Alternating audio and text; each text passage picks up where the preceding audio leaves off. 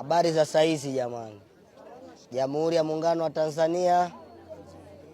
Kwa majina naitwa Chende Abdulaziz Abubakari, diwani wa kata ya Ngarenaro, lakini wengi wananifahamu kwa kofia nyingine ya sanaa kama Dogo Janja au Janjaro.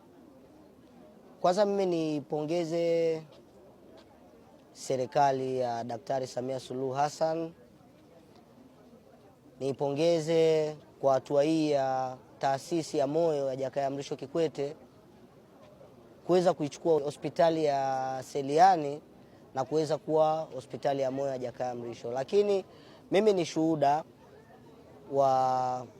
wa hii hospitali na changamoto, kwa sababu nampelekaga baba kila baada ya miezi mitatu check up Dar es Salaam. Najua changamoto, najua ugumu wake, lakini pia inahitaji fedha na nini. Kuna vitu vingi sana vimerahisishika hii hospitali kuwa hapa. Kwa hiyo mimi ni kupongeze sana, lakini nitoe rai kwa vijana wenzangu. Tumekuwa tukiamini kwamba matatizo ya moyo ni ya wazee tu. Sio ya wazee tu. Tujitokeze, na kama hivi sasa hivi imeanza na huduma, watu wanafanywa check up hapa. Na kama tulivyomsikia Mheshimiwa Mkuu wa Mkoa, mpaka sasa hivi ni watu 1200. Ni jinsi gani mapokezi yamekuwa makubwa na hamasa imekuwa kubwa. Kwa hiyo kijana, sio kwamba wewe tu unamleta mzee hospitali, bali pia na wewe ukija fanya check up. Ni wajibu wako kutambua status yako ili ujue vitu gani unaweza kukabiliana navyo. Na hamna mtaji mkubwa kama afya.